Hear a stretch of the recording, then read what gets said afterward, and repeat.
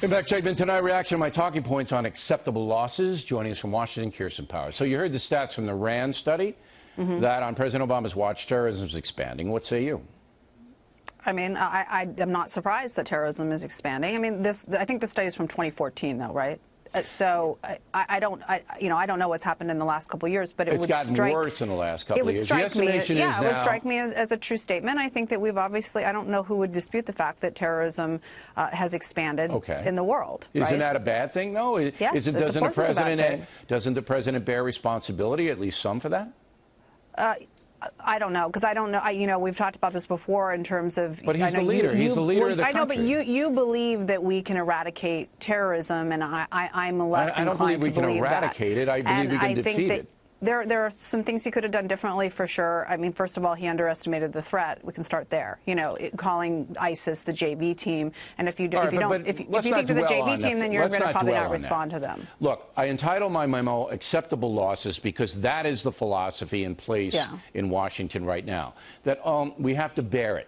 We have to bear Orlando, and we have to bear Boston, and San Bernardino, and Paris, and Brussels. We have to bear it. We can't actually join together in a NATO alliance and say, you know what, here they are, Raqqa, Syria, we know they're there, they're in Libya, in this town on the Libyan coast, we know they're there.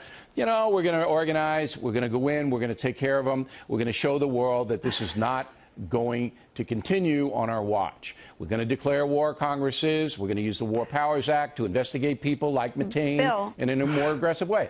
Doesn't that make sense to you? So you're very focused on this, and you were with Colbert as well, about declaring war on ISIS, but the president wants to do that. No, he doesn't. He didn't go to Congress and ask for a declaration of war. He wanted, yes, he did. He wanted to have, when did the president go to? He said in his State of the Union that he wanted an authorization, and that when the Republicans made it very clear that they weren't going to vote for it because it wasn't the authorization that they wanted. But it is something that he wants, and it's something that he should have, frankly, because I dispute that he has ever asked and we have the Speaker of the House tomorrow, Paul Ryan, and I'm going to ask him, has the president ever come to you and asked for you to put forth a declaration of war? Request, but he definitely said that he wanted it, and the Republicans made it clear they weren't going to give it to him. Look, no, it's actually, you know what? Leadership is what's at stake. Rewind the tape, and it's exactly what I said the first time. I am going to ask Mr. Ryan if the president has ever come to him and asked for a declaration of war. That's not what I said that he did. All right, so you can ask him whatever you want. Leadership what I said is required he wants it. He's in agreement with you on that. No, he's not. And I don't know why you can't see that there's agreement on that. There's a difference between rhetoric and action. Leadership is needed to defeat evil. You would see that, right? So, in World War II, we had Churchill, right? In the Cold War, we had Reagan. And in the War on Terror, we have Obama. Do you not see the difference? Yeah. So here's the thing. You're suggesting that President Obama has done nothing, and that's not a true statement. He just hasn't done what you want him to do, which is go to war. What you want, then, is to continue That is not what most people want to do. That's wrong. I believe that in a poll, most people would want a declaration of war on the Islamic Jihad. No, I didn't say declaration of war. There's a difference between sending ground troops somewhere and having a declaration of war. So acceptable, bottom line is to you, the acceptable losses theory is okay with Kirsten Powers. That's the bottom line.